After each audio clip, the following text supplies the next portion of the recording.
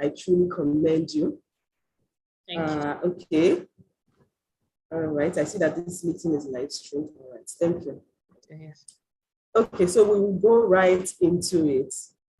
I would just be looking through the whole participant list. I want to know everyone's name because I usually like to call on people when I'm teaching, and I can call on just anyone. So I'm trying to position it at a place where I can see everyone's name at a glance.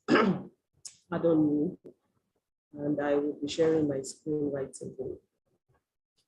When I received this topic, reorientation of the teaching profession, honestly, I was wondering, okay, so how do we begin this process of reorientation, you know? And then several thoughts came to my mind. I was able to put down these thoughts, and this is what I'm going to be sharing with you all this evening. So just give me a moment to share my screen. Just please let me know as soon as you can see my screen.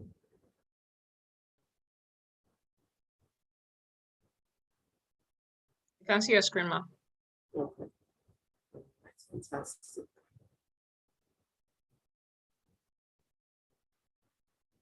Okay, so before we get right into it, I would like to hear from you all. Like, tell me why education? I know that that's a question that you all have probably heard at one point at a time, one point or the other, while in your career or just as on this journey of becoming a teacher or being a teacher, you would have heard this, why education? So I'll be looking out for your responses in the comment section. I'm very curious as to why you are an educator or why you choose to become an educator. So I'll be looking out for those comments. Please keep it coming, keep it coming. This is not going to be a quiet class. I want this to be as engaging as possible. I want to read from you all. So please keep the comments coming. Well, would you want them to speak too? So if okay, yes, I don't mind. The only thing is I know that everybody might not have a chance to speak. So I'm trying to also be conscious of time, but why not? Okay. Please, the first two people who raise their hands, we would definitely let them speak, and the others can drop the comments in the chat box. So I'm looking out for the raised hands. Someone has sent in a comment. Yes, Iberi says education is important because it helps us understand our society and builds us. Okay, amazing. Thank you, Iberi. Obadiah's hand is raised, so please, you can be unmute him or her. Yes, you can unmute. Okay.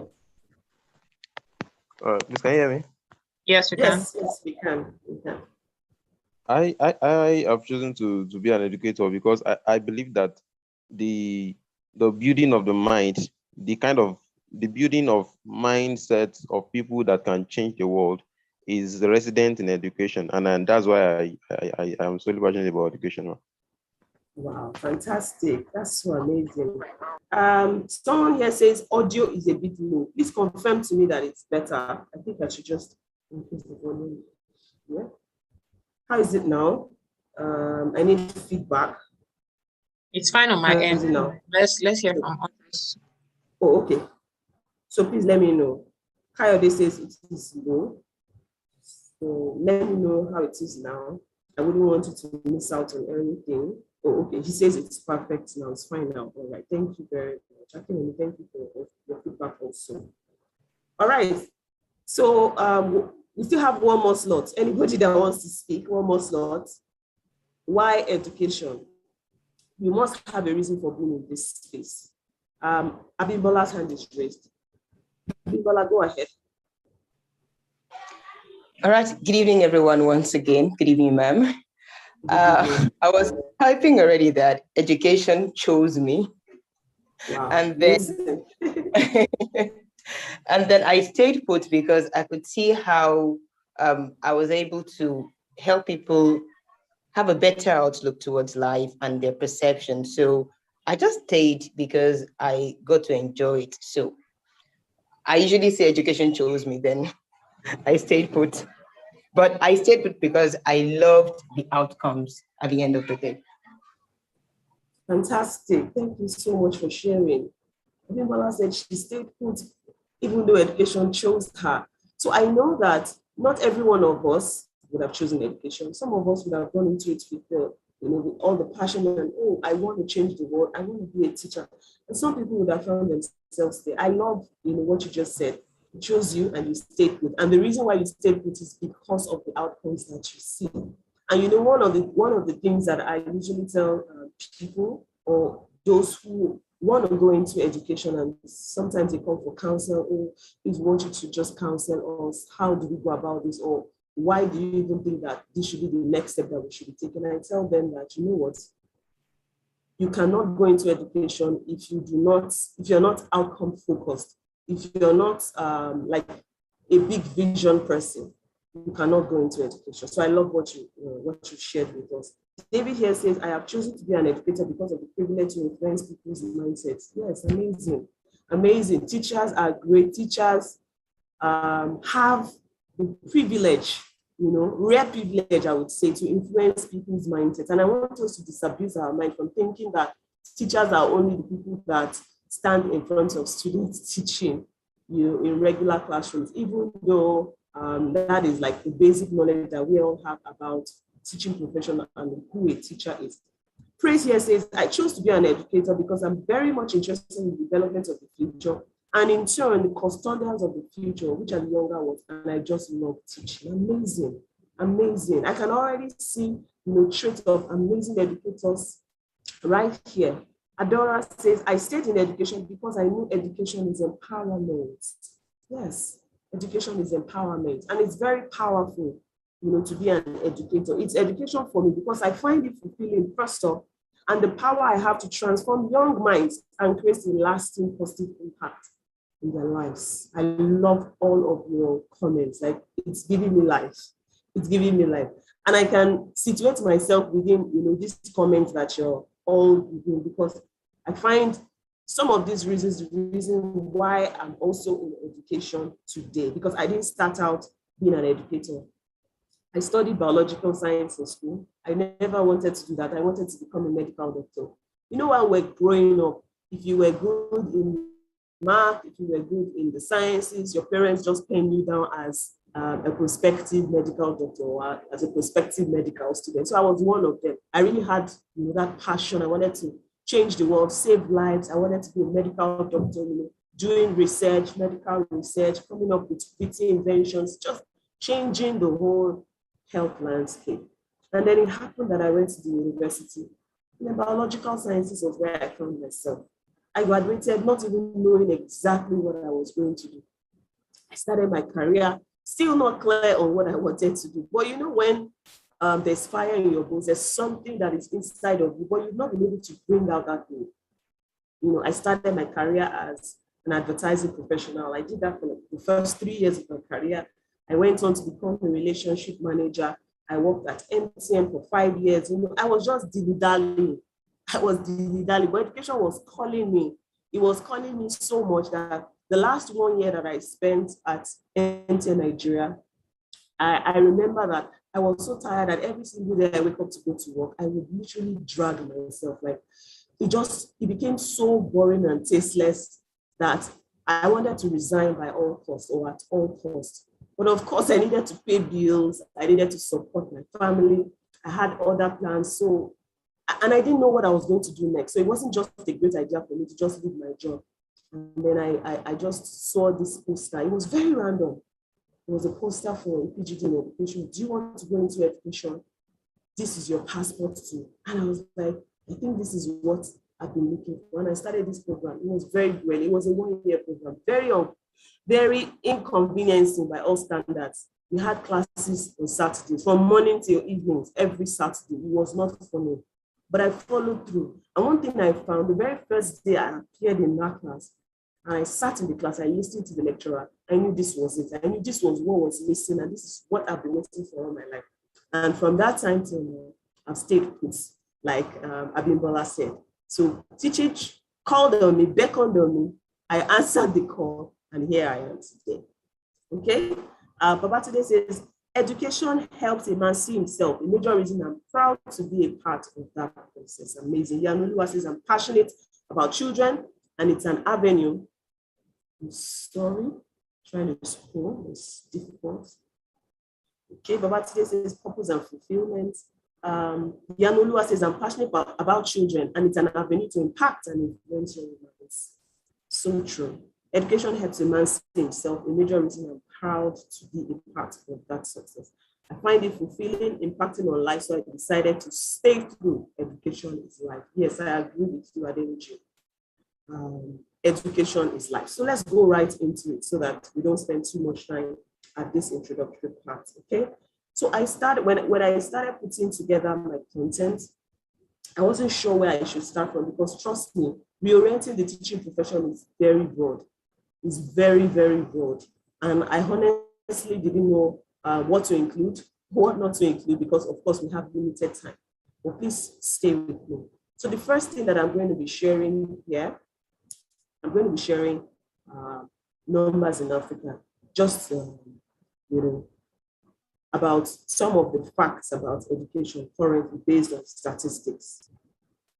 Enrollment figures for basic education in Africa as we stand now is about 80%.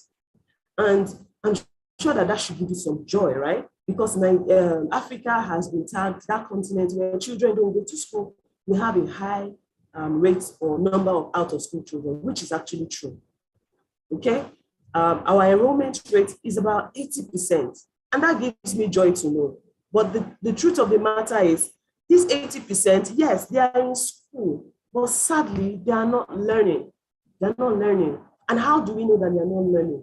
There are several reports, several studies that have been carried out on children across sub-Saharan Africa and different parts of Africa. And we find that grade level text is a problem. Reading is a problem. Simple basic arithmetic is a big problem, even after children have graduated from primary school. And you know the kind of problem that can create. If a child leaves primary school and is transiting to secondary school and cannot read grade level text, that's a big problem, because that child will find it difficult to survive in the secondary school. They will have to read, even if it's maths, they will have to read, right? Post-primary is about 30 to 50%. So from 80%, imagine how much attrition happens between primary and secondary school. By the time children are transiting into secondary school, we have only about 30 to 50% of these children transiting. Don't forget, a lot of them cannot read and cannot write. They cannot read, they cannot perform simple arithmetic or basic math, right? And we all know that for us to have a skilled continent, we need children to be able to read, we need children to be able to perform basic math. That's like the foundational skill that every child should possess. Foundational literacy, numeracy, because it is on these two that every other skill is built upon. According to a UNICEF report, an average 10-year-old people cannot read grade level text. That breaks my heart. And I'm not just even saying this because it's something that I read online. It's something that I see every single day, and it breaks my heart. And I want it to break your heart too, because that's why we have to reorient this teaching profession. At the tertiary level, there's further attrition, and the highest that we can have is about 23%. That's also very heartbreaking, because what it means is that the children that start out at primary school, almost about 50% have dropped out of school. You see the reason why we have a large number of out-of-school children. You see the reason why we have a lot of unskilled young people around, right? This is the number that makes it eventually to tertiary education. And we know the state of tertiary education in Nigeria, particularly public education. This education system in Africa has also suffered poor funding. It has been consistently underfunded for so many decades. And this is something that we see in the news almost every day, right? There is also the problem of poor infrastructure.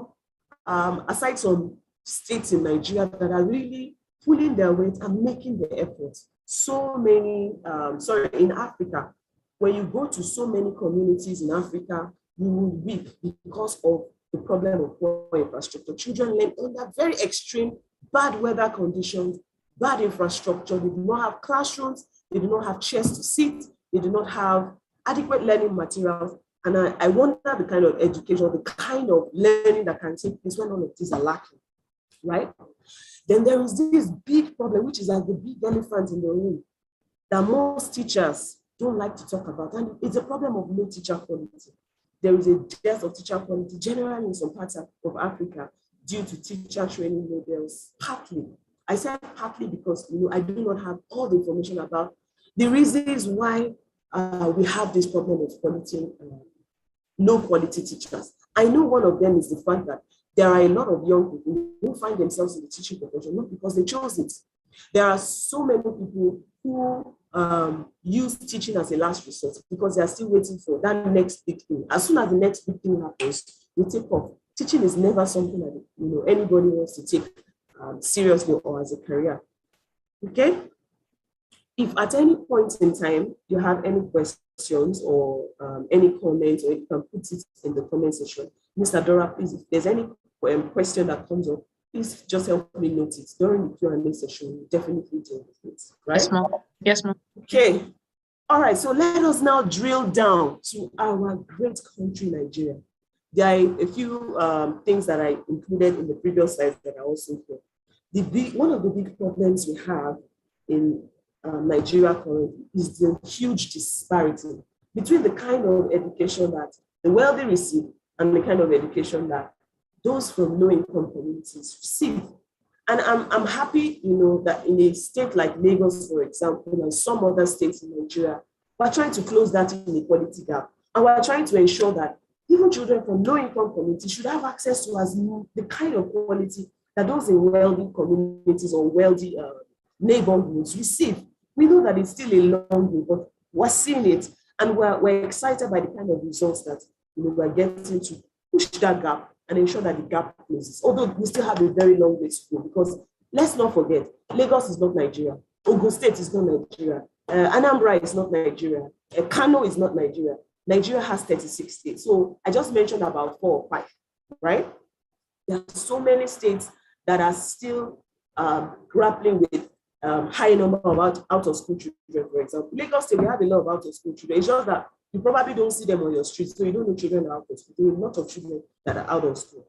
And Lagos State is doing a very high enrollment drive, ensuring that children that are not in school get into school, right? Every term, there's always an outreach to say, children in these communities that are not in school, please come out, we want to enroll children in this local primary school in this community.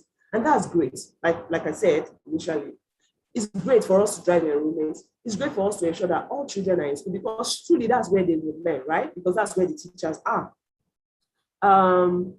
Like I said earlier, children are not learning. And we cannot say children are not learning as a silo, because we feel like, those children are just dull. That's why they're not learning. Trust me, every child is teachable. Every child can learn. Every child has the capacity to learn.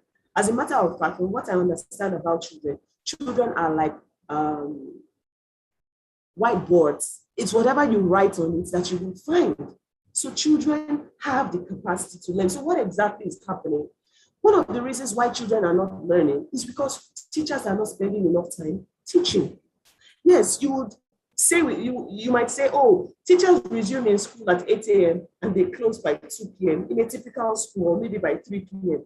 But from different studies and monitoring activities, you will find that out of that 6 to 7 hours, how many hours do teachers actually spend doing activities that impact directly on learning? Because do not forget, when teachers teach, children should learn, or pupils should learn. There are 2 sides of a coin, teaching and learning. Learning cannot happen if teaching has not happened. And that's true for any kind of learning in life.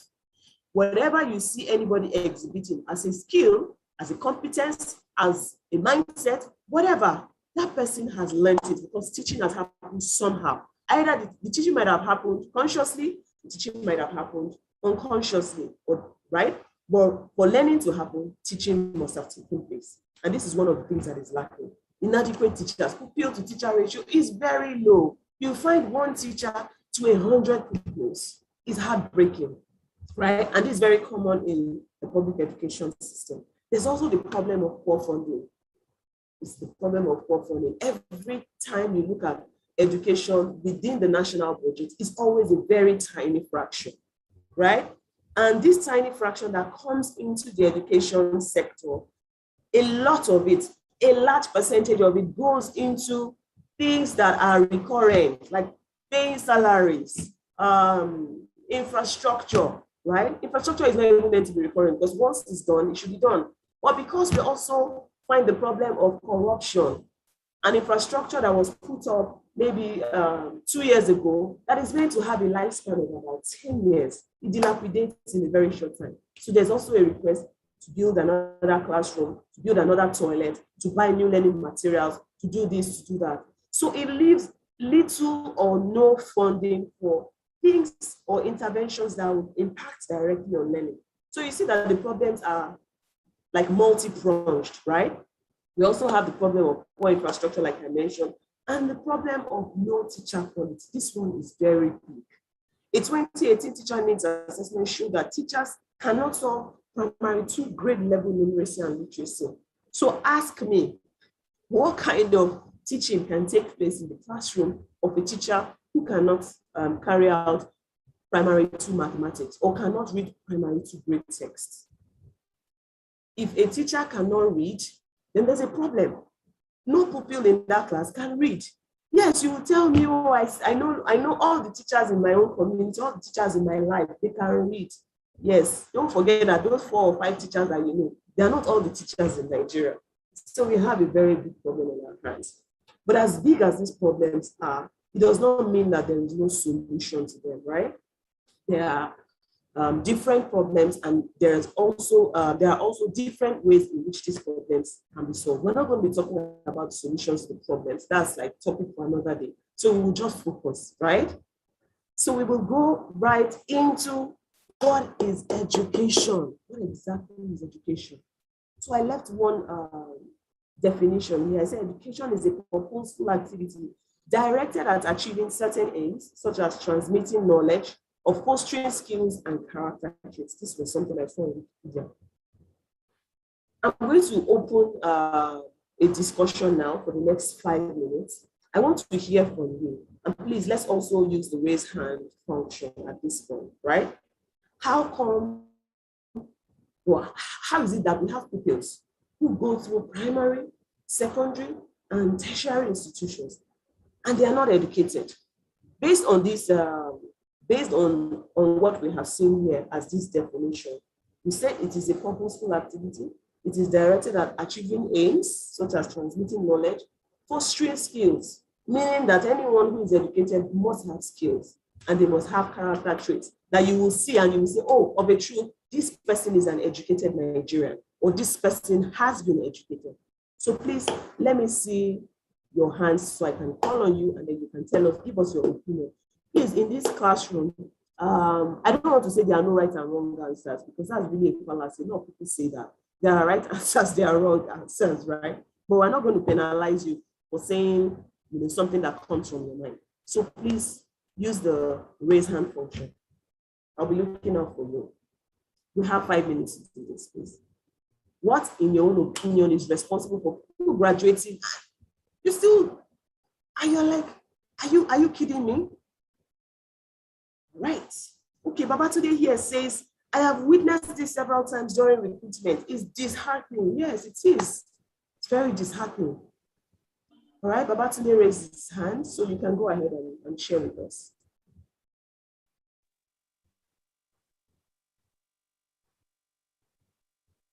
Babatunde. We can't hear you.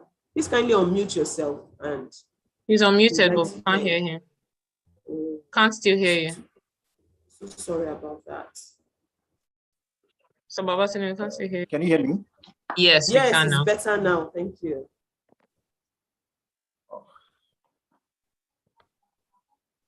All right, we're listening. Thank you.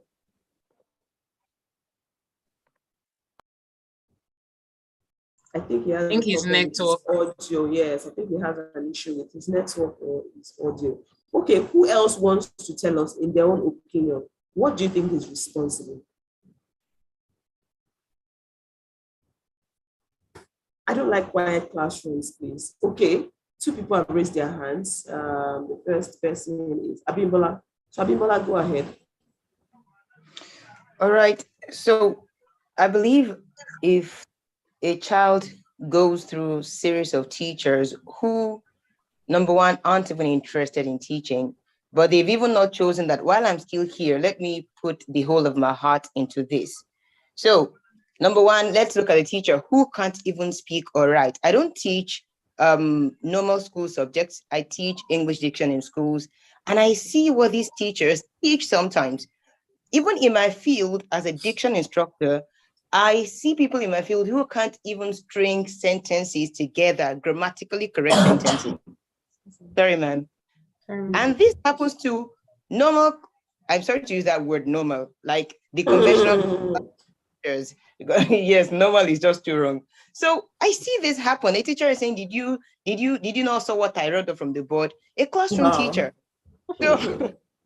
So if this is happening and a child has gone through several teachers that way, we shouldn't be surprised when we see university graduates speaking and then you can't understand if they really went through school. So people can graduate and still not be taught almost and still have no skills that education should impart upon them as long as the teachers they go through don't have such to give.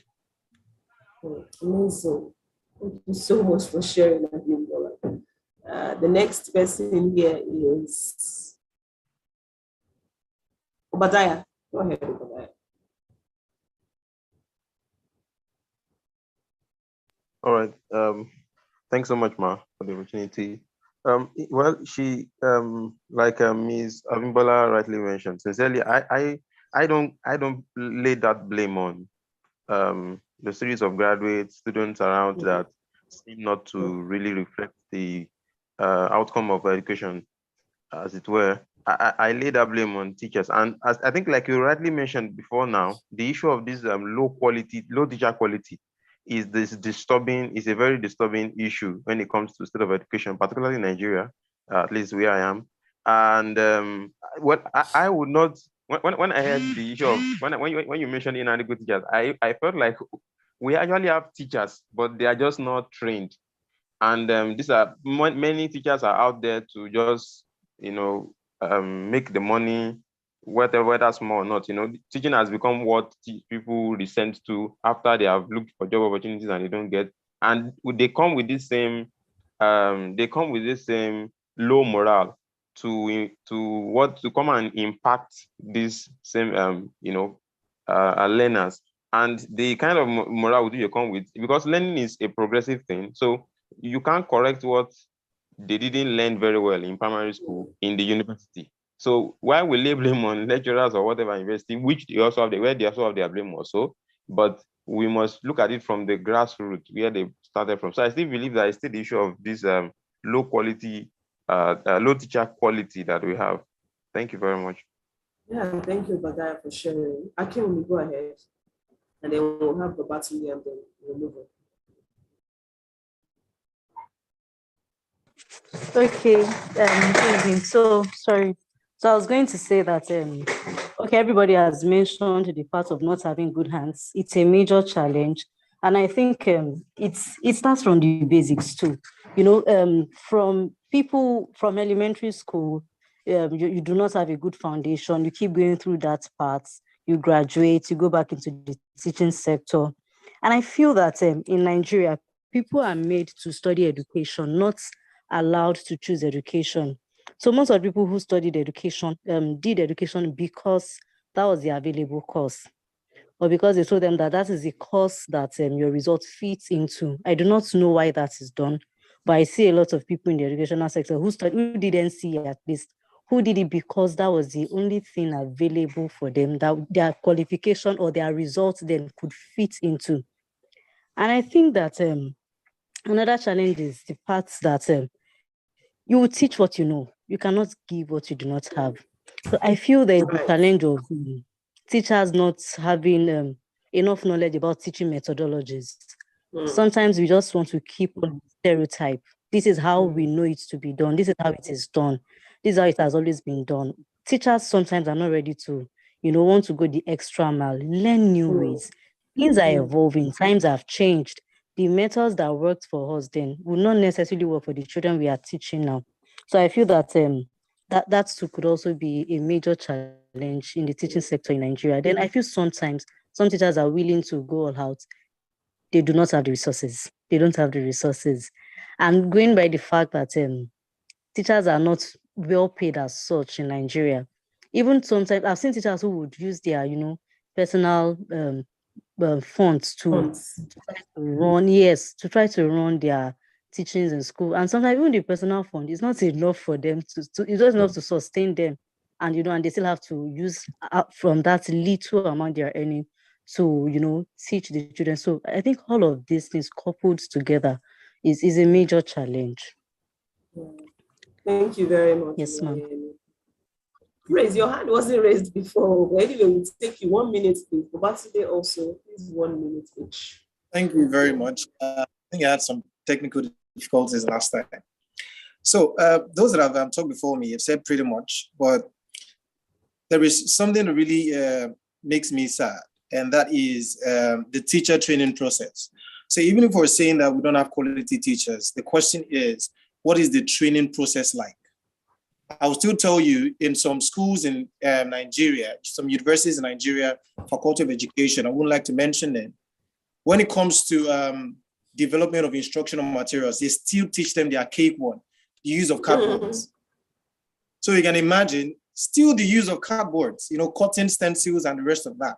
And then I start asking myself, is it that we don't want to advance or don't want to grow or what? So I think the process is faulty. In a situation where you go to class as an education student and then the lecturers will just show up twice and then you have to teach yourself through school. I would say emphatically that I taught myself through university. I saw my lecturers just a few times. Yes, I can say it anywhere. I taught myself through the university. So the training process is very faulty. And another one, just like the person who talked before me mentioned, that people are not made to choose education, but it's been chosen for them. I think apart from that one, a lot of teachers are teaching because there are no other jobs. So many teachers you see in classes did not even study education. They studied something else. And then because they could not get other job, they just come in and then want to pass time. I know when I had to call one of my colleagues recently to talk to him, that even if you have found yourself here, you should do everything possible to be here. Okay, you cannot cheat this student because we build lives. So if you don't do it well, you would definitely get that effect. And the last one I'll talk about is societal impact. We had a seminar recently at work, and then I was to anchor the event, and then I mentioned the fact that young people now go about saying school is calm, school is calm. So of course, if you are such a class, even while you're trying to teach and do that, the students' mind are somewhere else because of what they see on social media, what the society is saying, and the rest of that. And then just like Ms. Abimbola mentioned, parents also are not helping issues. Okay, they just send their children to school, just go there because I don't have time for you at home. And when they get back, there is nothing. And then these children go up, okay, they don't even pay attention. Even when you're trying to get attention, they have something else in mind, just want to make money. The student will tell you, I'm in school to learn because I want to make money, and then continues to grow like. And if that student come in contact with a teacher that doesn't care about the teaching profession and what it takes, of course, you understand that that's going to be a disaster. So these are just some of the issues that we face. Thank you. Thank you very much, Gadi. Praise, your hand was raised, so I still want to hear from you in 1 minute. Praise.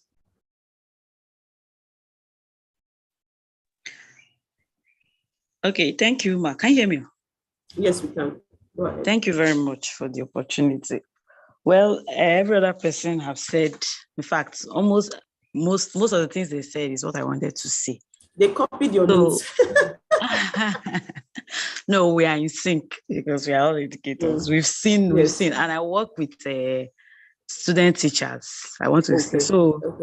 Most of my students, they are just uninterested. They just most of them just come to school to Am I the only one who can Just Praise, we can't. get the Okay, she's back. She's certificate back. Okay. and get married. So they are not really interested. Okay, can you hear me now? Can you hear me? Yes, we Yes, can. we can No, it's now. breaking. Go on. Okay, we can't hear again. I think Prince is having some technology issues. But I think we were able to get the gist of what she was Yeah, saying. we're able to get the gist of what she said. Yeah. So thank you very much for sharing, Grace. I will just read a few of the comments here. People says these admin students still carry typewriters about. That's very hard to believe, but I believe you. And then she says, then some of these children become teachers. Imagine the kind of disaster. What about typewriters in this age, right? That's very ridiculous. So we'll just go ahead. Oh, so someone is still speaking. At the moment, I'm trying to mute her, but I can't. So, all right, she's muted now. She's muted. Okay. You can go ahead now. All right. All right. So moving on very quickly, we're going to be looking at what are the aims of education. A moment, please. I'm actually trying to share a portion of my screen, and I honestly don't know how to do that. Oh, okay. Okay.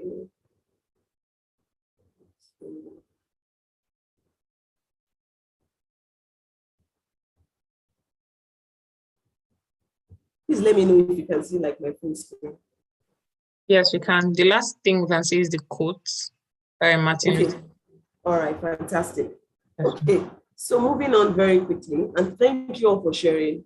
Your thoughts are really amazing, and these things are not far-fetched.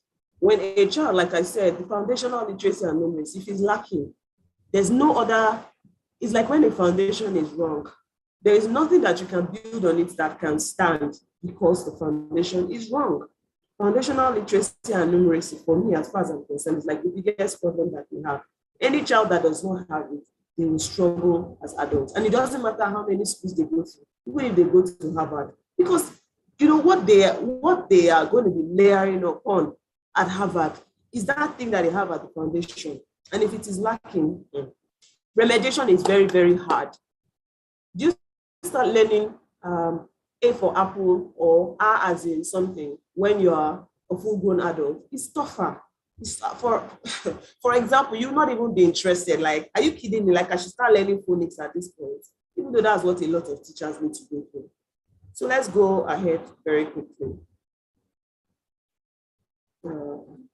Okay, so we're going to be looking at the aims of education, because again, we must understand that there are reasons why we are being educated. We're not just educating people or children for the fun of it. There are reasons why education takes place, or education should take place. So we have aims, and I'm going to be going through them very quickly. But I have a challenge with how I'm sharing my screen, and please, you would pardon me, so I will stop sharing and then I will share. I think that will work for me.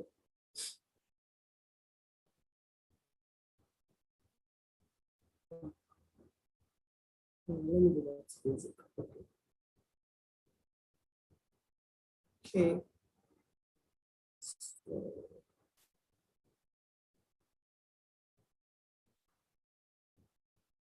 Okay, so what are the aims of education?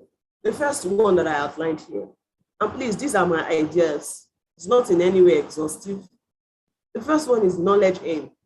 We want to be educated sometimes for the fun of it, right?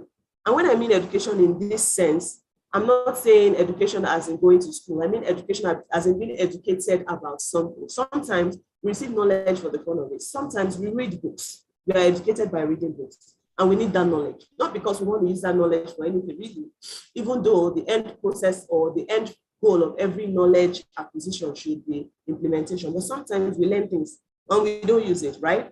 It is somewhere in our recess. When the day comes that we will need it, it will definitely be easy for us to recall. That's one of the aims of education. The second one is character aim. And this one is very big for me, because I don't believe that someone should be educated and have a bad character or have character issues. One of the character issues that we see in today's society is honesty, for example. This is one of the aims of education. Education should raise an individual that is not only knowledgeable, but has great values, honesty, discipline, being prompt. I remember when I was young, we used to say this thing in my class. Honesty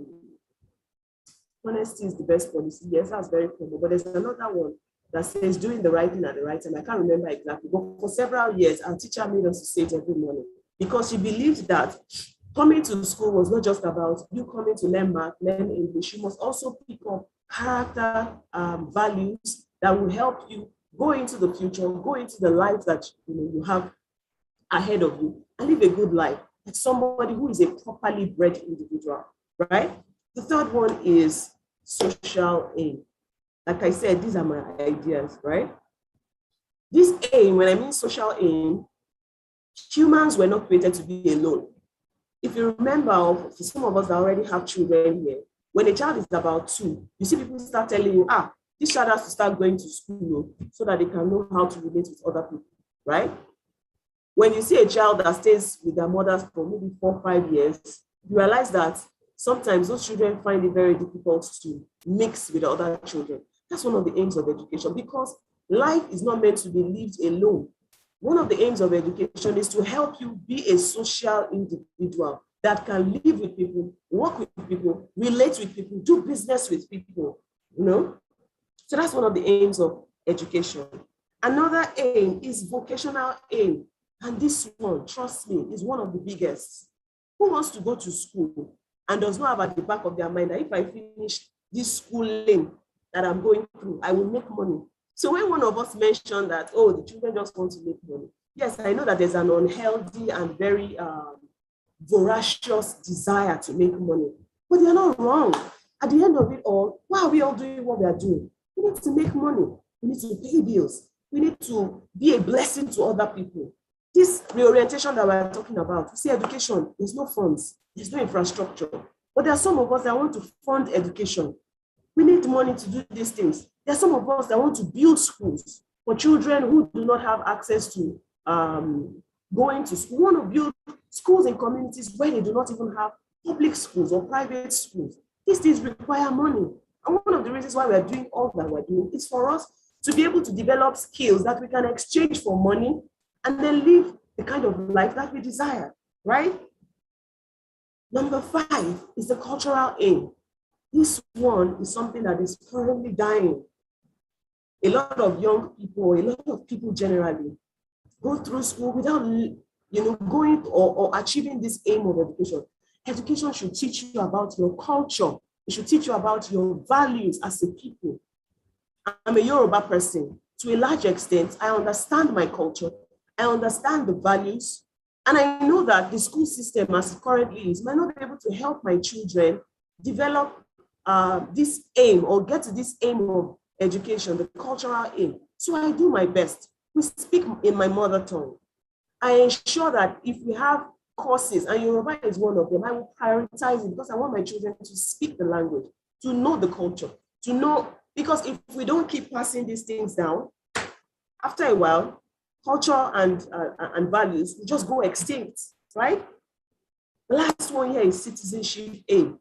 We must understand our history as a people. That's one of the things that education helps us to achieve. There was a time that history was removed from the list of subjects that pupils or students take in school. And it was very heartbreaking for me because even with history, a lot of us still struggle with understanding what happened in the 1970-something or 1920-something, amalgamation, all those things. If you ask an average student today, they probably do not even know.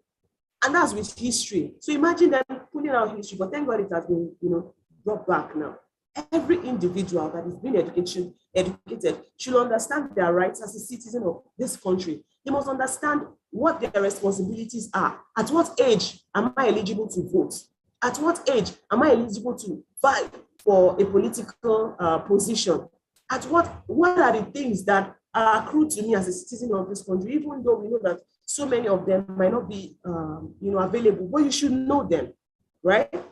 So these are the aims of education. Quickly, we're going to be looking at the concept of teaching.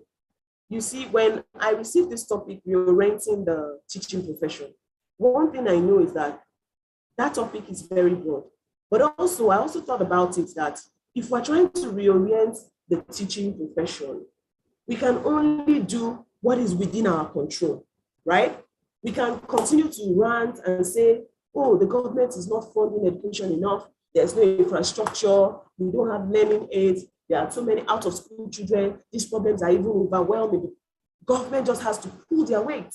But again, those things they're not within our control. So it is difficult for us to change them as much. We can advocate for them, but changing them is not within our power. We will continue to write. We will continue to fight the way we know. We will continue to lend our voice to causes that are speaking for the cause of education in Nigeria. But there are some things that we can do as individuals to reorient the teaching profession. The government is not going to do that for us. And even if the government provides all the funds we need for education, all the infrastructure and everything that we need to make the sector what we dream it to be, if we ourselves do not change the things that are within our control, we will still have a big problem, right? And so that's why I'm drilling down to what is within our own control as individuals. So let's quickly look at the concept of teaching. Let me just take a glance at the comment section, right? Okay, so let's move on quickly. Thank you very much for your comments. Just keep it coming. You're giving me life. Thank you so much. Teaching is a process in which one individual teaches or instructs another individual. That's like basic, that's like the basic definition of what teaching is, right? Let me see in the comment section, what is your own idea of teaching? What is teaching? I have a few here on the slide here. Just before I review, please let me see in the comment section, what is your own idea of teaching? What is your own idea of teaching? I need to also check my time to be sure that we're still within time. Okay, so moving on quickly so that we don't waste time. The next definition that I have here, I say teaching is considered as the act of imparting instructions to the learners in a classroom situation. This one, well, might be arguable because really, teaching takes place in a classroom. It might be arguable because some people will say, it's not every time that there is a classroom. Yes, sometimes life teaches you things. It's not a classroom, but in that sense, we will say life is the classroom, right? Life is the teacher, life is the classroom. Teaching is considered the act of imparting instructions. Please do not forget that word, instruction. It's very, very important for every teacher to understand that you are the custodian of instruction.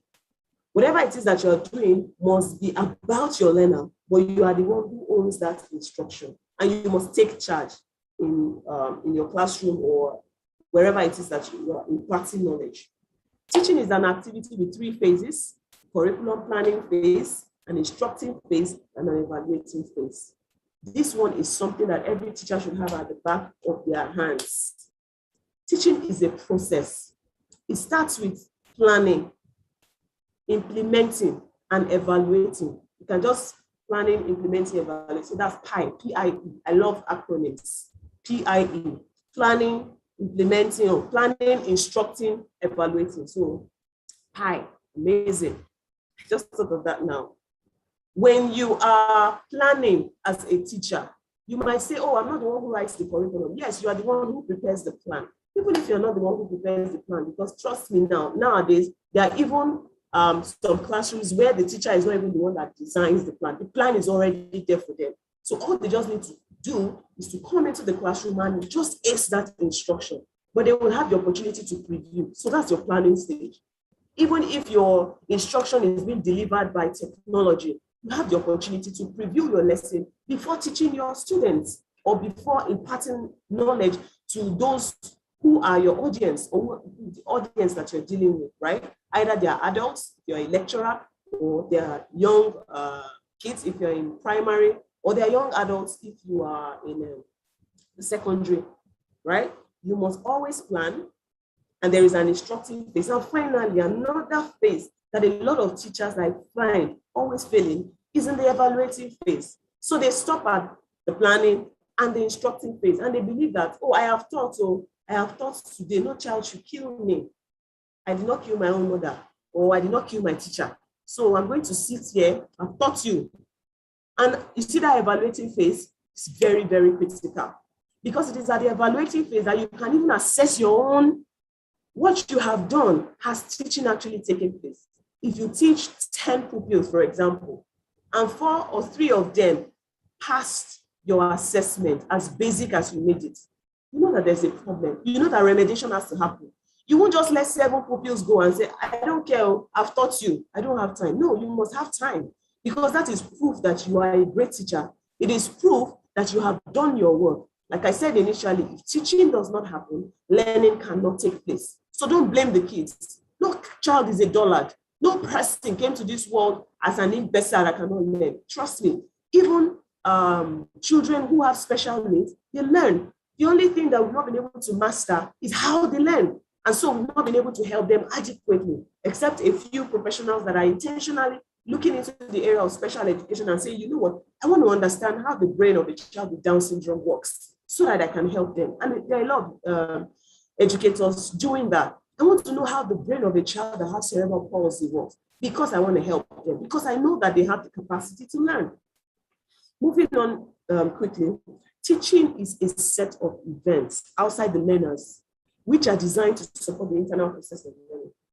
So teaching is on the flip side of learning. If teaching happens, trust me, learning will happen. Learning is internal. Teach something, how do you even know that someone has learned something? They will show it by the assessment. They will show it by the development of a new skill, by, okay, we'll get there, so that I don't jump ahead of me. I don't go ahead of myself, right? So this is the concept of teaching, according to me, right? Okay, so now we'll move quickly to learning. Like I said, teaching and learning is like a two-way street, or like two sides of the coin.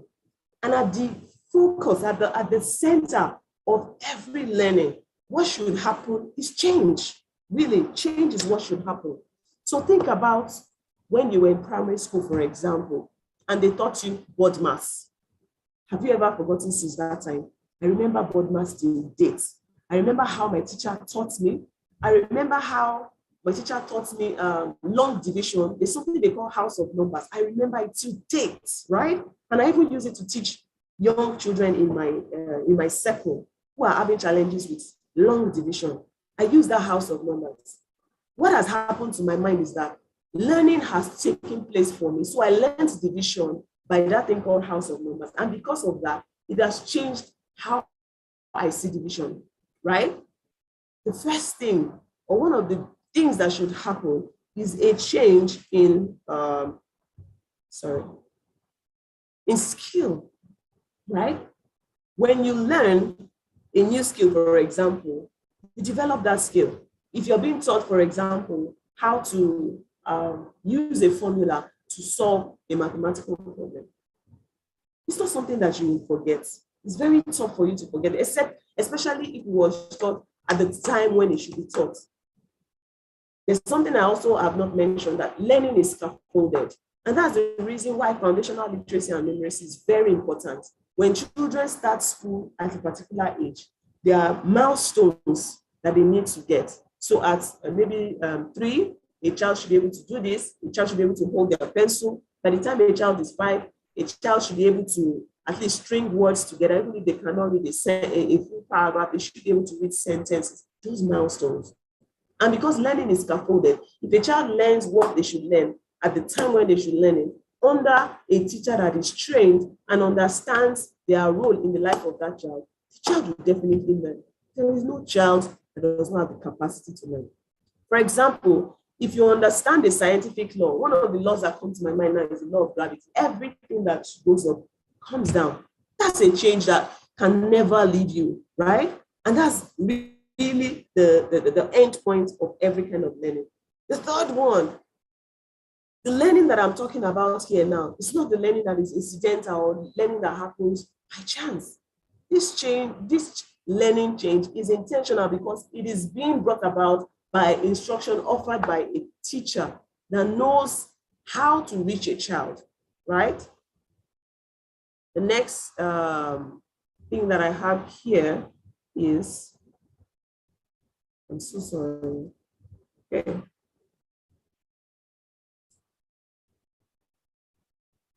A change in attitude.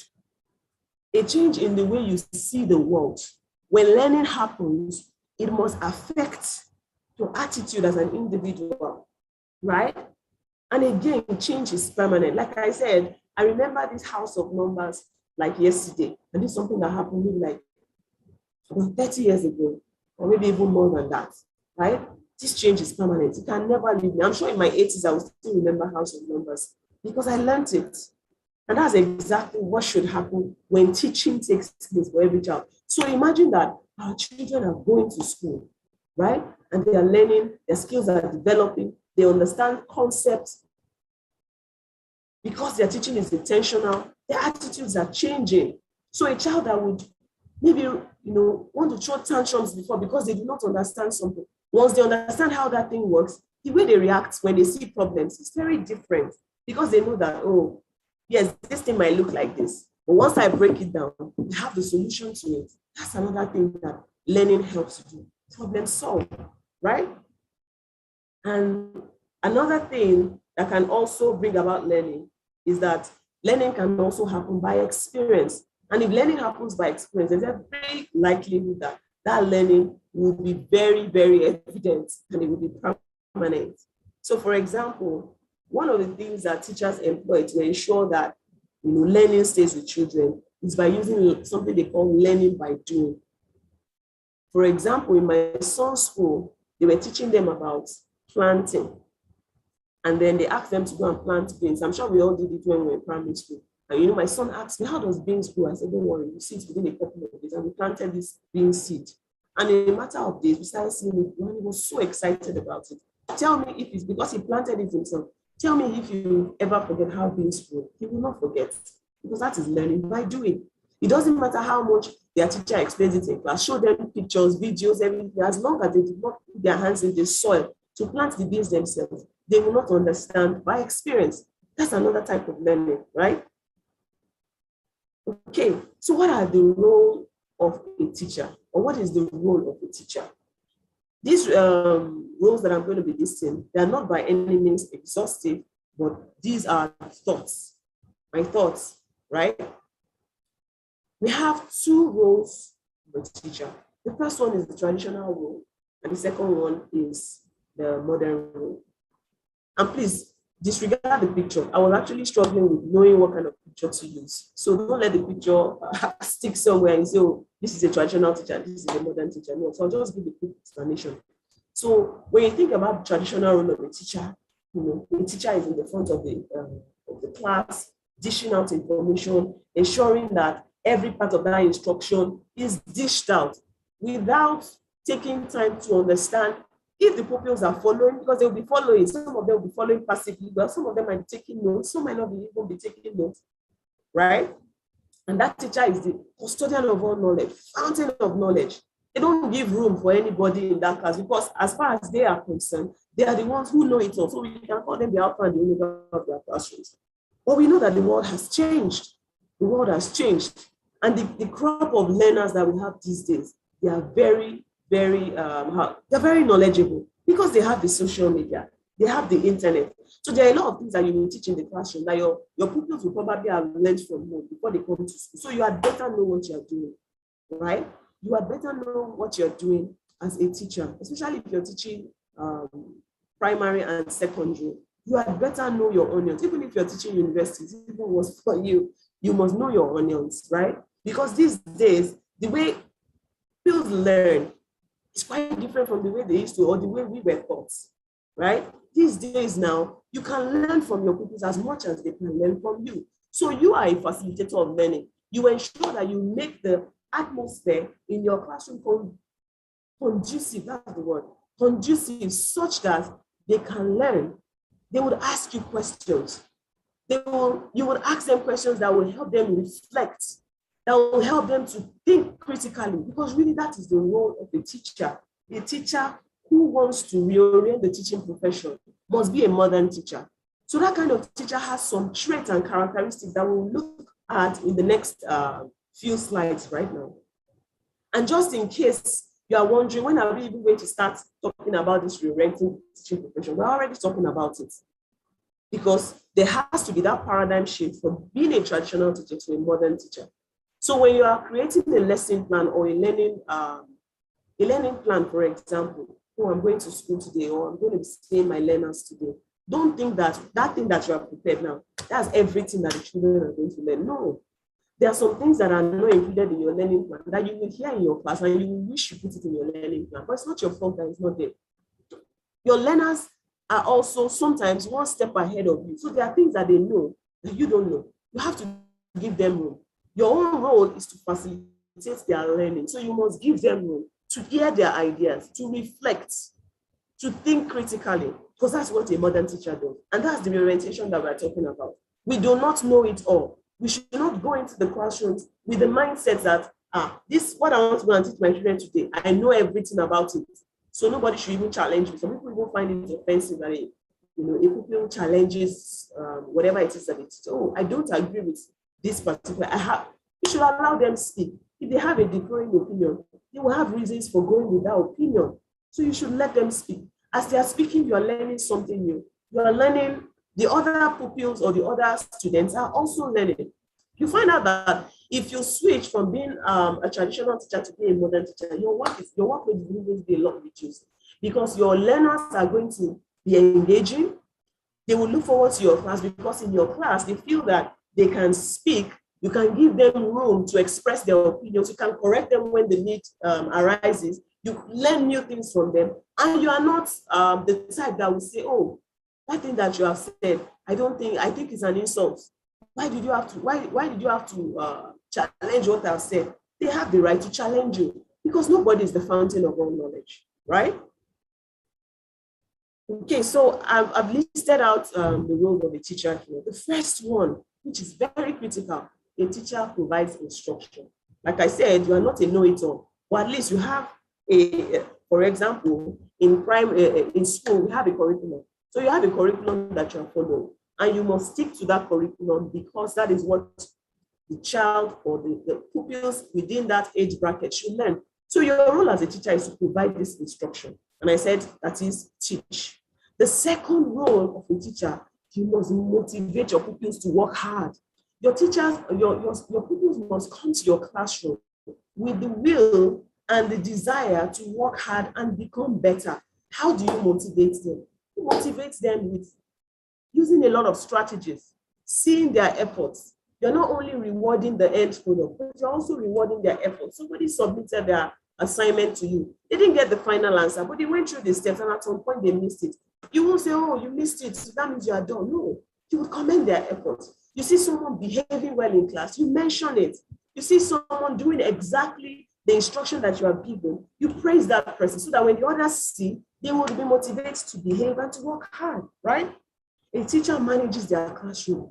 Your classroom must not be chaotic. Your classroom must be in order. As a teacher, you must have, one of those skills that you must have is that skill of classroom management. I know that that's a whole course on its own, right? You must have strategies that you use to manage your classroom. You enter some classrooms and it's so chaotic, and you're like, this teacher is definitely not on top of their game. And there are little things that you can use to manage your classroom.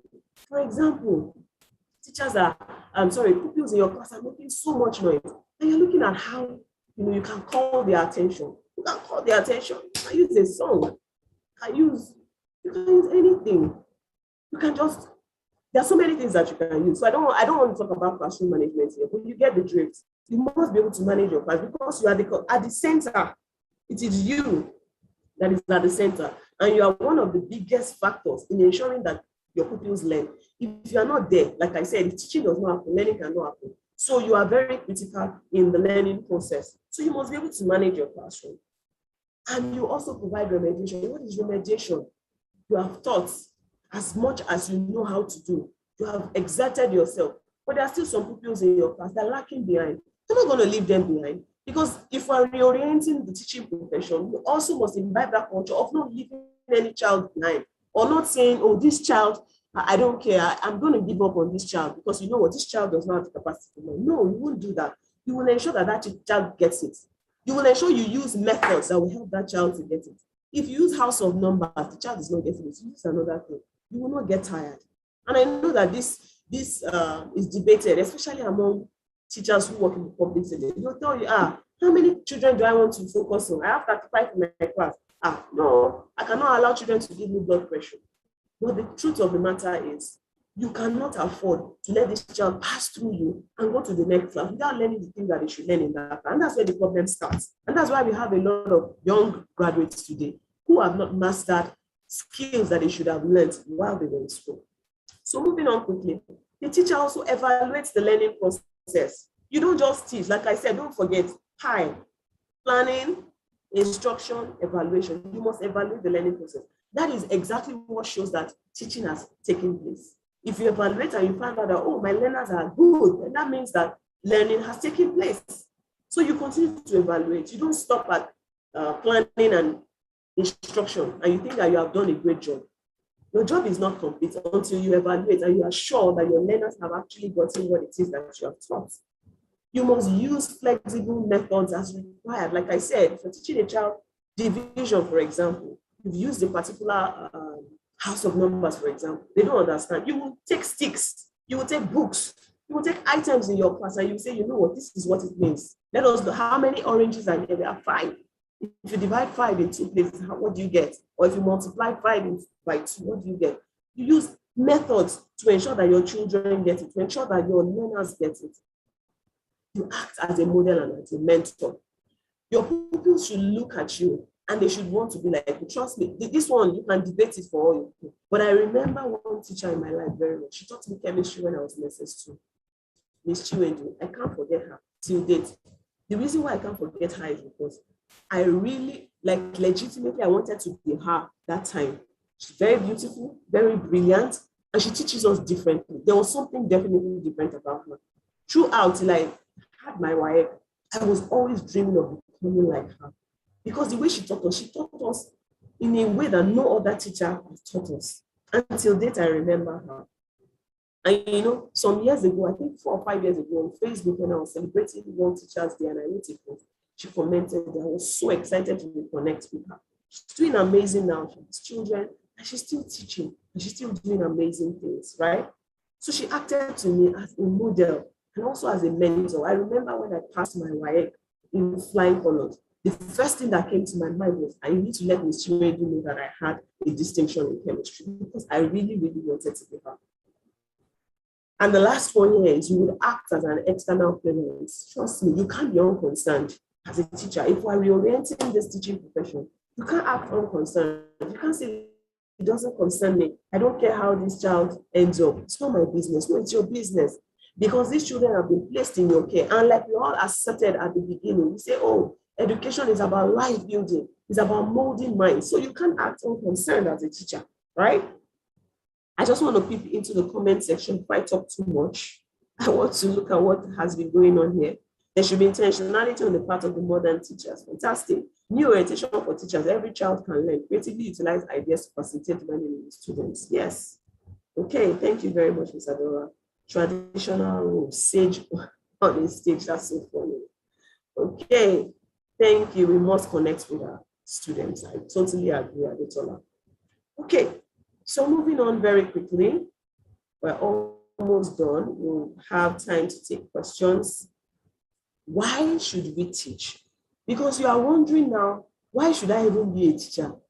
I don't even see anything attractive about the teaching profession. Why? Or who should even be a teacher in the first place, right? Okay.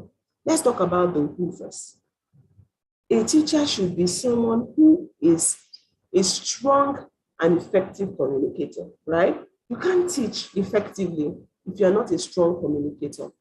If you're a very weak communicator, I find some teachers who are weak communicators. And I think that it's not something that cannot change. Practice is something that, like I said, the end point of learning is change.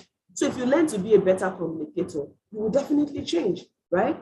So being the person who can teach or who should teach is someone who is a strong and effective communicator. And trust me, these are some of the skills that people learn while they're training to become teachers. Another attribute is the person must be a great listener. Remember when I talked about the modern teacher? The modern teacher listens to their pupils or those that they are teaching. They don't believe that they know it all. They believe that there's something that they know that I don't know. And there's something that they can contribute to this lesson that will make it come to life a lot more, right? So you must be a great listener. You must be adaptable. You must not be cast in stone and say, you know what, this is the way they have been doing it. I can't do it in another way. If your students require you to adapt to a particular learning method, you would use it. Not because you don't know what you're doing, but because you want to ensure that no one is left behind, right? You must be very adaptable. You must focus on collaboration. Gone are the days where teachers are meant to, make their pupils have unhealthy competition within the classroom. No, you must allow pupils or students to collaborate in class. And I'm not saying collaboration because I know that I've heard collabo these days and say during the exam now. That's not the collaboration I'm talking about. I'm talking about collaboration like, for example, you give them a problem to solve. You should let them work in groups. You should let them solve these problems together. One of the problems we had when we were in school was the fact that we had so much individualized problems to solve. And so we will struggle. And you're not allowed to talk to your seat partner or to your mate because to them, it seems like copying. But gone are those days. Now, people have to come together to collaborate because in the real world, collaboration happens. When they leave their school environment, when they leave their universities and they get into the workplace, the first thing that is going to be a culture shock for them is the fact that they'll be asked to work in teams. So how would they cope when they have not been used to collaboration all their life? So as a teacher, you must focus on collaboration. You must be a subject matter expert. You must know something and you must know it well. Not all this, you don't know this one, you don't know this one, you're now doing jack of all trades. No, you must master a particular subject. And it doesn't even matter, that, oh, that's not what I studied in school. Like Baba Srikaya, he said he self-taught himself. There's self-learning. There's something that you're interested in. You can learn it. You're an adult, you're not like a child. So you can learn it. So you must be knowledgeable about something. You must show empathy. What does it mean to show empathy? You must look at your pupils and say, you know what? They must learn this thing. They must learn it. I must do all I can to ensure that they learn what it is that I'm teaching them because I know that they have the capacity to learn it, right? You must be empathetic and you must be patient. You must have loads and loads of patience. Even when teaching adults, you must have a lot of patience, right? And you must be a lifelong learner. This one for me caps it all, right? You must continue to learn. You must have a voracious thirst and desire to want to know better about your subject matter, about the sector you are in, about how to do things better, about how to create, more learning, a very compelling learning atmosphere for your pupils so that they can learn better. So you must continue to learn. The fact that, I graduated with a B.Ed, that's the end. No, it doesn't even matter if you decide that you don't want to go ahead and do a master's degree, but you must keep learning. You must keep studying. I'm not saying that you should not learn. By all means, please have your master's. If you want to have a PhD, fantastic, because that's one of my goals, right? But you must be a lifelong learner. And it's a heart and a mind thing. It's something that you commit to. You see that there's a new way that you can teach without having to, go through all the stress that you've been going through. Embrace it. Learn about it, right? When COVID happened, a lot of us now had to, by force, learn how to teach with Zoom, learn how to do asynchronous learning, learn how to create videos, send to people, create online courses and all of that. You must be a lifelong learner. If that is what will make your learners that have been put in your care to learn, then by all means, you have to do it. I recently saw a dance instructor, I think that goes to schools to teach children. And he put together a very beautiful video that he recorded and he sent it to the school. And before he got there, children had learned the dance steps. Imagine if they had to wait for him to come to that place and he was running late because he was out of town. So he couldn't make it for the appointment. But he recorded the video and he sent it to the school. And the students were watching the video and they were learning the dance steps. And by the day they were going to present the dance steps, even though he did not have enough time to be physically present with them, they learned what they were going to learn and they still came up with a very wonderful performance. So you have to be a lifelong learner. You have to use different methods. You have to continue to evolve as a teacher, right? And why is it important to even teach? Or why do we want you to teach? Because Africa needs us. Africa needs us. Africa needs you. Africa needs me. Africa needs us. So we have to do all we can to ensure that we are superstar teachers, because that's really who we are. We just need to keep reorienting ourselves. Like I said, we might not be able to change the government. We might not be able to change funding that comes into education. With time, as we continue to advocate it, we know things will change. But the ones that we can change are within our focus. We should strive to change them. And finally, let me not say finally, because I think there's another slide after this. Reorienting the sector begins with you and I. So we must make the decision to say, you know what, we can't continue to do things the way it has been done, or we can't continue to do business as usual. So we have to change. So quickly, I'm just going to talk about growth mindset and fixed mindset, and this is where I'm going to end. A teacher who has a growth mindset, who believes that skills can improve, because in actual fact, skills can improve. Recently, I was talking to my colleague at work that, there's something that I'm doing right now that 5 years ago I used to struggle with. That means I have grown, right? Skills can improve. And if you as a teacher have this mindset, you also believe that that child that is not able to do what you ask them to do today, tomorrow they can do it. So you will not give up on them. They see setback and feedback as an opportunity to learn and grow their students' skill. So when someone doesn't do well, it doesn't mean that they are not good enough for that particular thing. It just means that they need to put in more effort. You need to use another method, or they need to just do it again. You would not see it as failure. You will see it as an opportunity to reteach, or an opportunity to provide remediation. They are always seeking learning opportunities. That's what a teacher with a growth mindset will do. And don't forget, that's how we can reorient this teaching profession. We have to become teachers with growth mindsets. They must have positive and high expectations of students. You must believe that whatever it is that is in the curriculum for them to learn, they can learn it. Whatever it is that is the instruction that you want to provide, they can learn it as long as it's within their level, their grade, or what exactly it is that they should be learning. You believe and you have high expectations of them. My students can go to National Common Entrance and ace it and come out with fantastic results. They can write WAEC and do very well. They can write their exams in the university and score distinctions because I know what I have done, right? And they use this growth mindset language. This one is very critical, right? You must continue to affirm, motivate. You must continue to narrate whatever it is that you see positive in your students. Yes, it's easy for us to call out the bad things and say, you know what, you're just dumb. You know what, this thing, you just cannot know it. But someone who has a growth mindset won't do that. You would say things like, I know you can do it. I know that if you put in more effort, you will do it. And I'm going to give you a chance. I'm going to give you a chance. That's what a teacher with a growth mindset will do. And if they themselves are trying to learn something for the purpose of teaching their pupils, they also have that growth mindset because they know that skills can develop. They know that they can learn. That's what someone with a teacher with a growth mindset will do. And then let's look at the teacher with a fixed mindset. These ones believe that schools are static.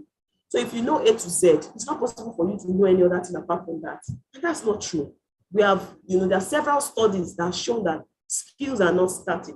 Because even through radiology that has been, used to check the brain activity when learning is taking place, it shows that when someone learns, there's a portion of the brain that changes in color based on the activity of that learning process. It shows that that person is increasing in learning, right? So our mindsets must not be fixed because skills can definitely change. They do not use setbacks to their advantage. So when a pupil or a student fails, they believe that that failure is fatal and is final. But no, you should use it as an avenue to improve learning. They are not actively seeking new opportunities. They believe that, you see that beard that I have, that's all I want to do. Don't invite me for any course or any webinar or anything. They're not actively looking for, but they're just complacent and they just want to deliver what they are asked to do. And they do the barest minimum, really, because they believe that even if I go and do those things, skills cannot change, right? But we know that skills can change. They have low expectations of their students. So either the students do well or they don't. As long as I've done my part, well, every student can be okay. They use fixed mindset language when teaching and also with themselves. They say things like, I know you cannot know it. I know that this thing is too hard for you. When I saw it, I know that somebody like you cannot do it, right? There are people who are like that. But we need to change from having fixed mindset to a growth mindset. And I know that for everyone on this board, because you even register to be on Skill Teacher Academy means that you have a growth mindset because you know that your skills can improve. Okay? And so this is where we come to the end of our class. Thank you very much. We're still right on time. I will just quickly go through the comments that I have here. We're not talking too much. I'm learning a lot. Thank you. Adaptability is key. Not collaboration in the exams. Exactly. Teachers should also collaborate with other teachers. Yes, that's true. We should collaborate. I think more patience is needed for adults. I teach adults more than I teach children, and adults are sometimes in serious case. That's true. I agree. But of course, we have to keep learning how to reach them. Abimbola, have you tried teaching preschoolers? When you teach preschoolers, you know that patients come to the levels. I agree. I hail ECs, right? I don't even envy them. Me too, I don't.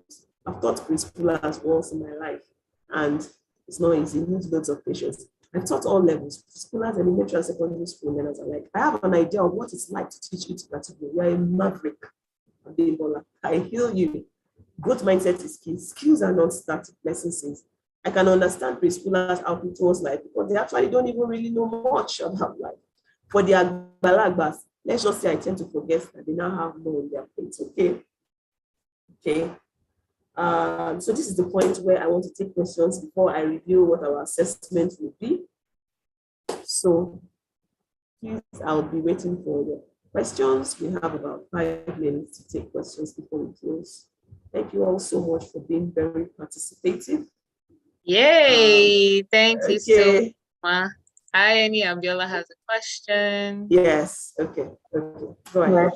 Thank you very much, ma'am. This session is very, very loaded. I learned so much. And okay, my question goes thus: in a situation whereby I find myself in a school whereby the rigidity has been there for years.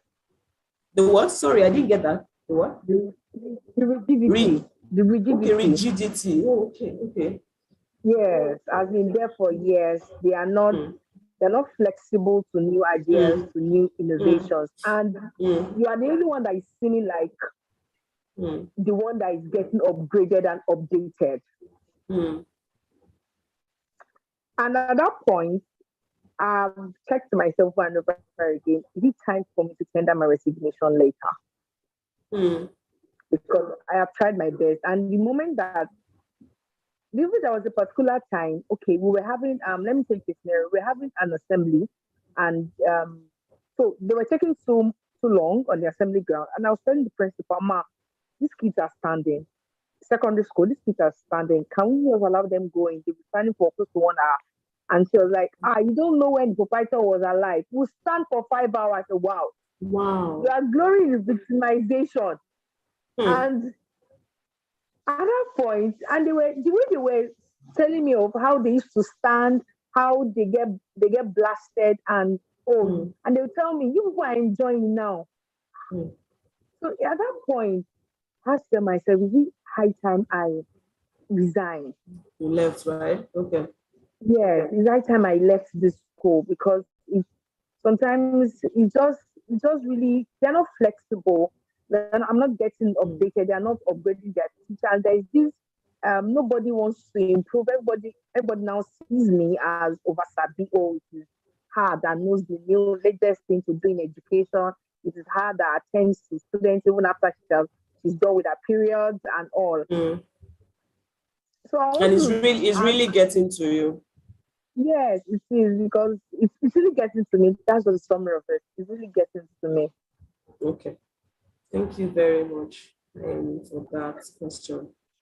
I will first of all say that I commend you, for wanting to be like the flicker of light in that kind of school. And I understand if you're working in an environment that is very rigid, it can be very, very stifling. But I think one thing I would encourage you with is whatever it is that you're doing to improve, update, or just knowing the best practice per season or per time, you're doing it first of all for yourself, right? Because you are the one who is improving.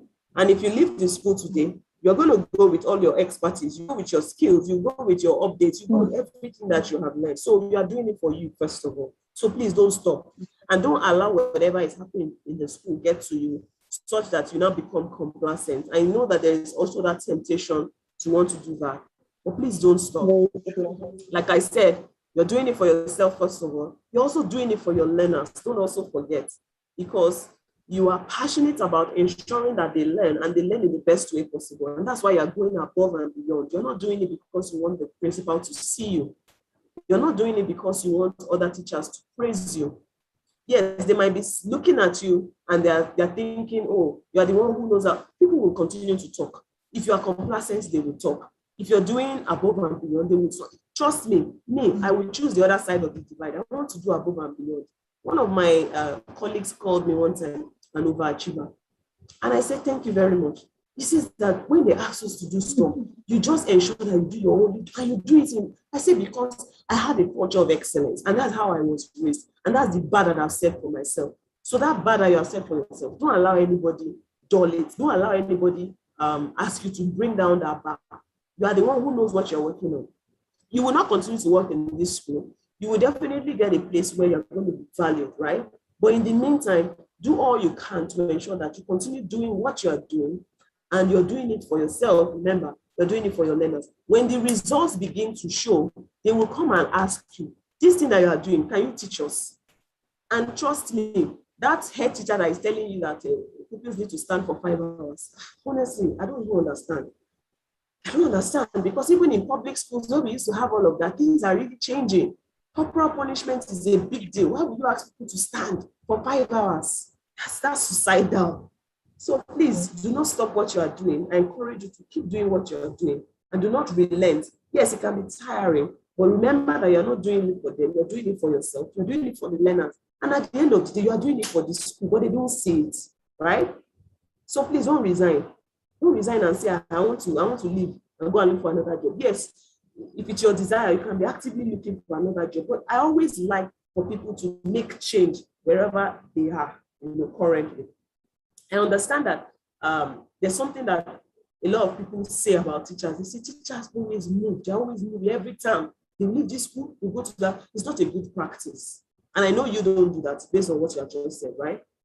But please do not leave that school because of this particular issue. As a matter of fact, you should intensify what you are doing and ensure that they see the light of what you are doing and they will come to appreciate it. Thank you. Okay, Adora says also show results from what you do. When they see that what you do is working and producing results, they will try to listen to you. I totally agree. Okay, we have space for about 2 more questions before we close finally, so that we don't keep us too long on this call. It's been close to 1 hour and 45 minutes. Does anyone have any question? Any other question? If you can't talk, you can type a question in the chat. Yeah, you can type it in the chat section. We'll do going, so that our instructor can rest. And you guys can rest as well. Any question? Any comments? Feedback?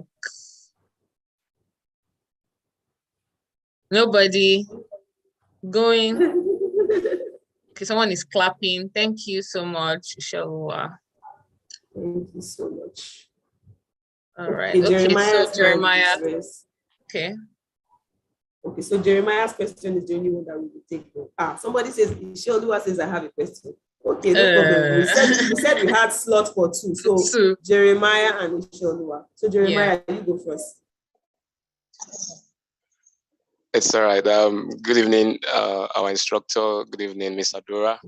Thank you for this opportunity. Indeed, it's been an eye-opener, and I must commend your efforts. Thank you very much. My question is this: currently, I'm in a particular region of this country that's talking about the north. Of course, you and I will agree that when we talk about the education standard in the north, is incomparable to what we have there in the west and in the southern part of the country.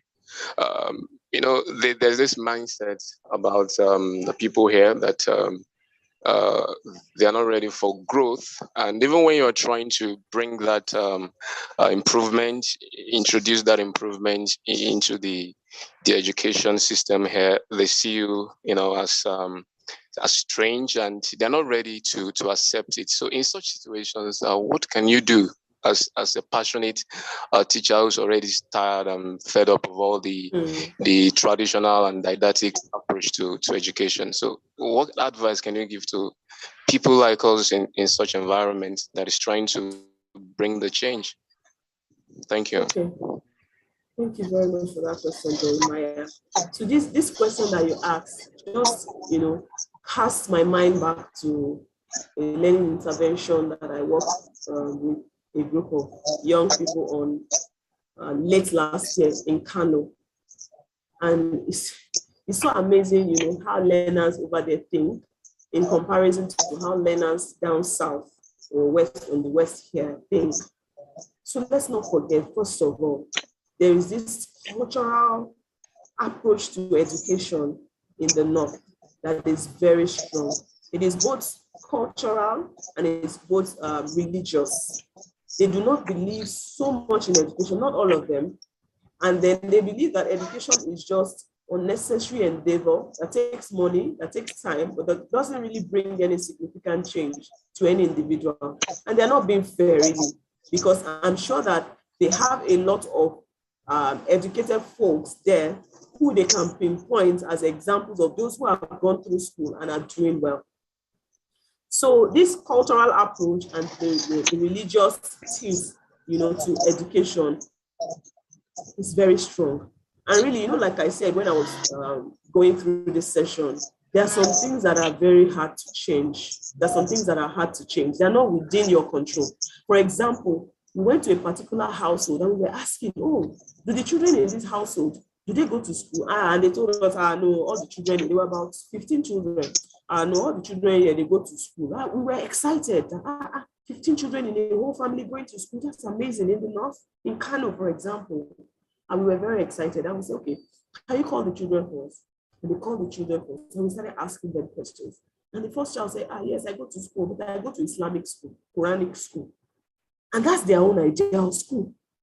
So the regular school for them is a waste of time. In the regular school, you don't teach them Quran. If you're not teaching them Quran, and you're not teaching them other tenets of the Islamic religion, and I'm so sorry if you have Muslims on this call, this is not in any way to undermine any religion. I'm just saying that religious undertone is very strong there.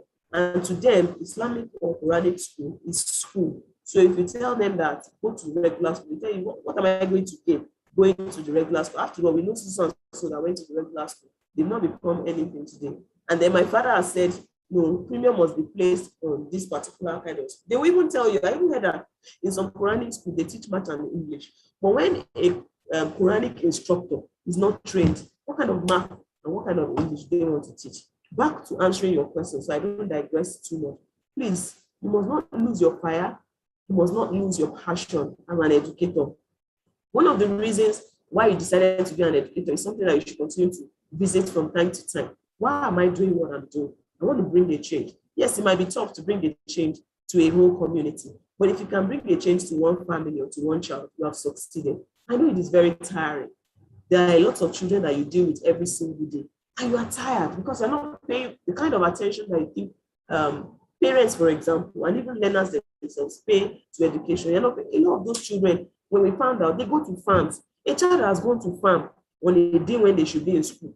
Please, when they eventually go to the school that they will go to in the afternoon, how do they want to learn? They can't learn. They are tired. Some of them live on 1 meal per day.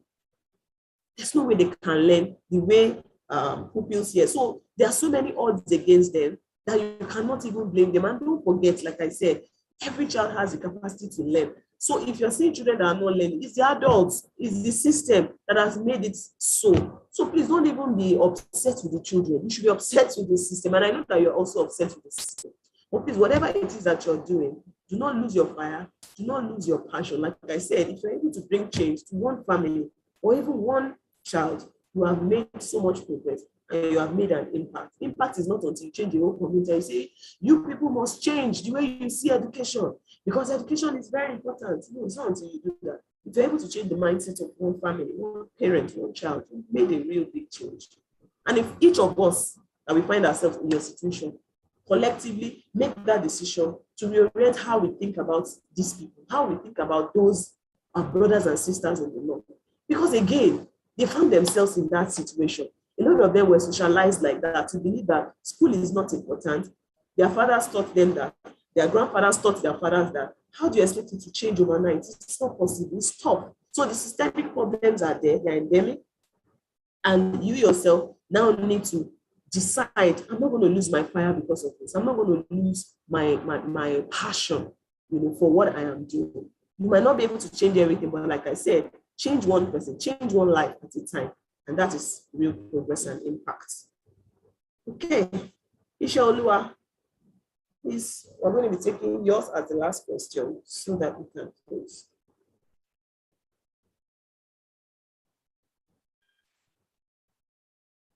Okay, good evening, Ma. Good evening, Ma. Hello. We can hear you. Good evening. Can hear you. For the wonderful session. I personally, I am so glad to see. Okay, for me, my observation and my question goes. Okay. Now, please, Ma, for someone like me, the French language is so active. And then sorry, we're struggling to hear you, Michelle. We're struggling to hear you. Yes. Your voice is sounding muffled. Yeah, it's sounding muffled. Okay. Can you move closer to your mouthpiece? Yes, we can hear you. Okay, can you hear me now? Yes, we can. Go ahead.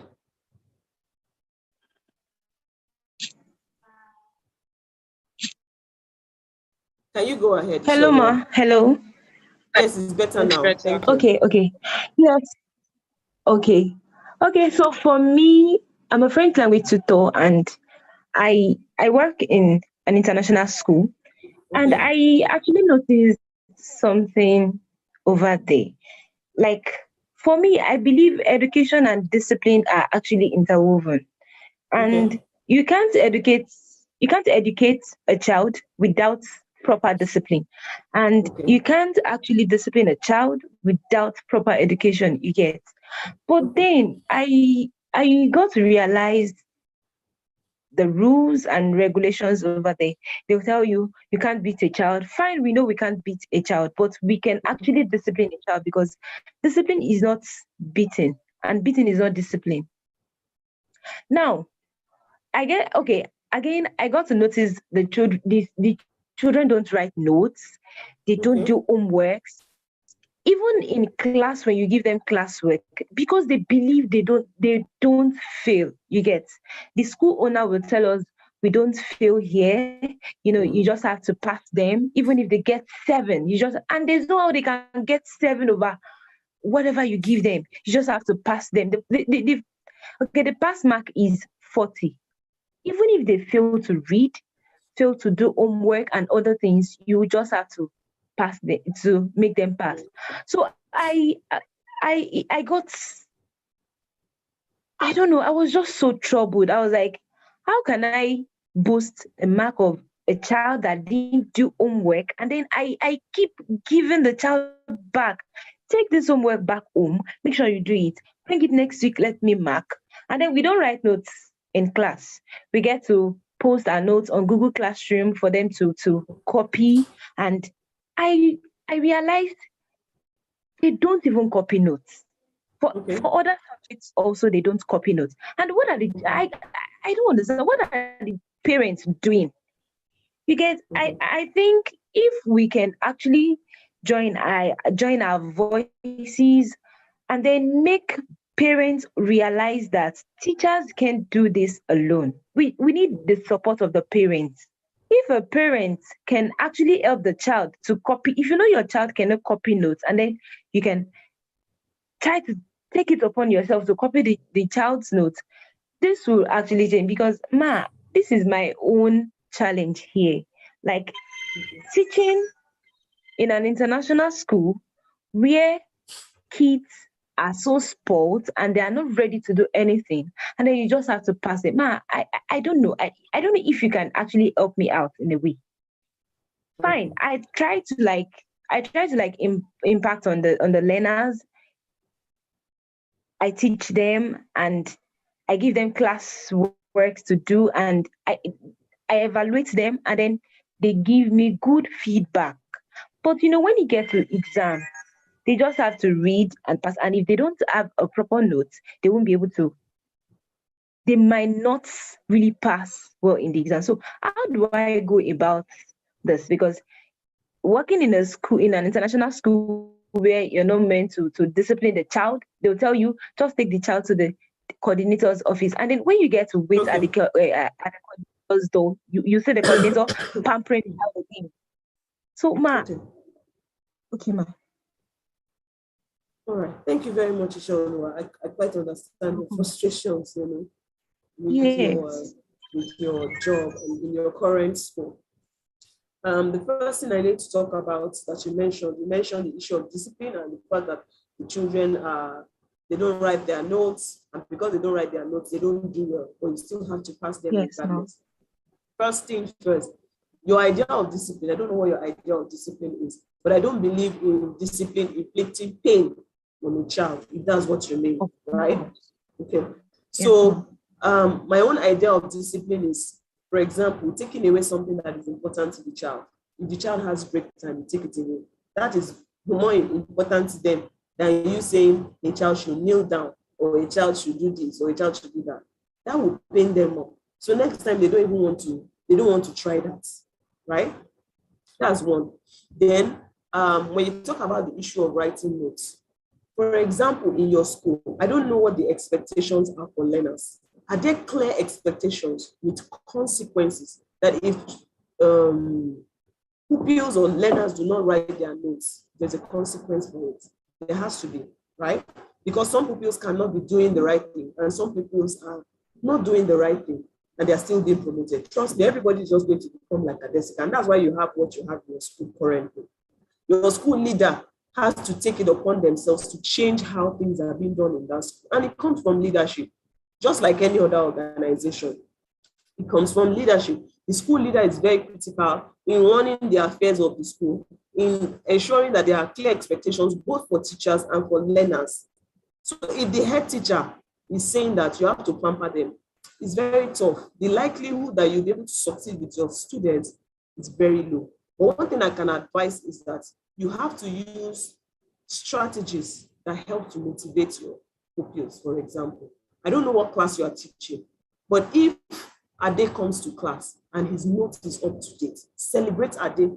Let everybody know that Ade is a superstar. He has written all his notes. He has done according to the expectations that have been set down. All the other pupils in the class, they will want to be like Ade.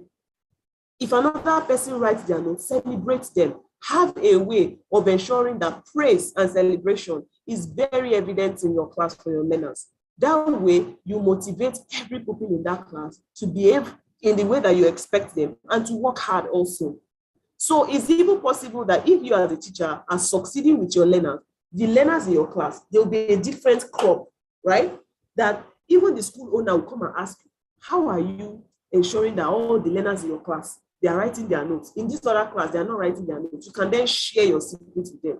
But you won't stop at, oh, I'm tired. These children are just, first of all, remember what we talked about, having a growth mindset. All those children, as sport as you think that they are, can their skills improve? Yes. Can they change? Yes. If you change your approach and the way you see them, that's the first thing.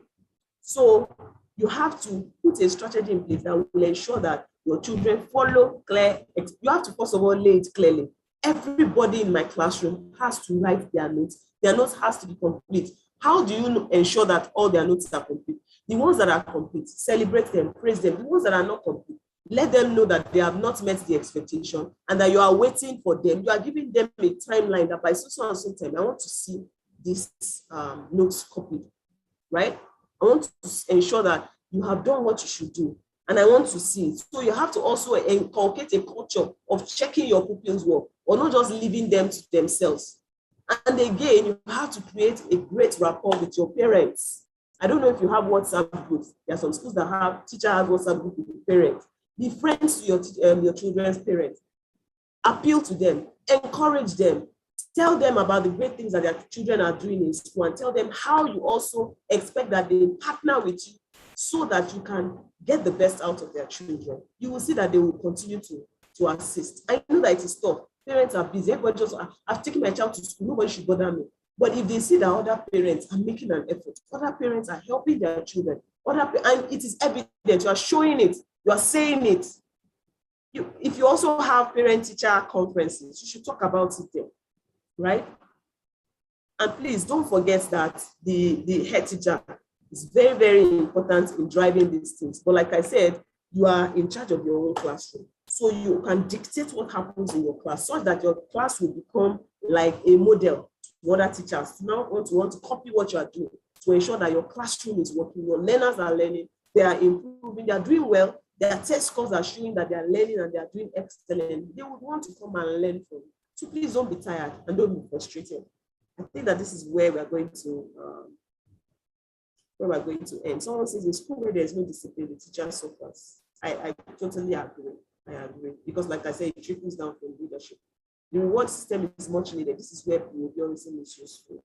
Thank you so much, Mr. Dora. I think I'll just pass the microphone to you, the virtual microphone. But before I go, please, I'm just going to be showing us our assessment here. So it's something that we can submit in the course of this week. I'm so sorry, my nose is running. Sorry, Ma. Sorry. So I say, no less than 250 words, write about Nigeria education system of my dreams and my role in making it happen. Please note that this assessment, we're going to use it to show that we are not like our people that don't write notes. Please turn it in, you can send it to my email, and the person who writes the best paper gets a gift. I'm going to ensure that the gift gets to the person. I'm going to ensure that the gift gets to the person. I remember in 2020, I wrote a book. The book is called I Thrive. And that book is a fiction-based life skills guide for children in secondary school. In that book, I chronicled what I think as my ideal secondary school education. So I used the story of 4 individuals to write what I would love to see in secondary school education in Nigeria. So whoever gets the, aside the gifts for this assessment, I'll also be giving the person 2 copies of my book. So thank you. Wow, thank you so much, Ma. Thank you so much, Ma. We are truly grateful. We are truly grateful. This was such a great start, and this should be fuel for everybody to just move like throughout the next 11 weeks. Thank you so much, Ma. Wow, someone, my sister here, Mrs. Sami Mehelu, she said, I will also give our electronic copies of my book. So, thank you so much, Ma. The title of the book is Personal Leadership for Educators. I have a copy of it. Amazing book. So please turn in your assessment. Thank you so much, Ma. Who's going to go with this gift? And by the way, please, the gift is a cash gift. It's going to be useful. So please. Please, can I participate like this? Right. Can I participate like this? Thank you, everyone. Thank you, my sister, Mrs. Sami, for being here. I truly appreciate you for being here and giving me, the needed support. I truly appreciate it. Thank you, Ms. Adora, for having me. And thank you, everyone. I truly enjoyed taking this class. Yes. I mean, but what is he said? I can't. Why? I'm a student too.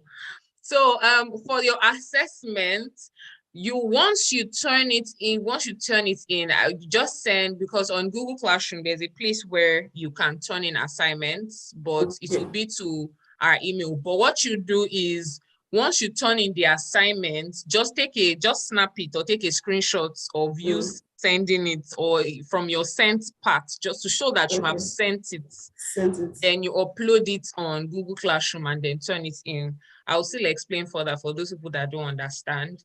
but I'll create a place where you can just turn in your assignment. So just take a screenshot or take a picture if you're using your laptop of where you've sent the email, and then upload on Google Classroom and turn it in. Thank you so much, Ma. We're going to let you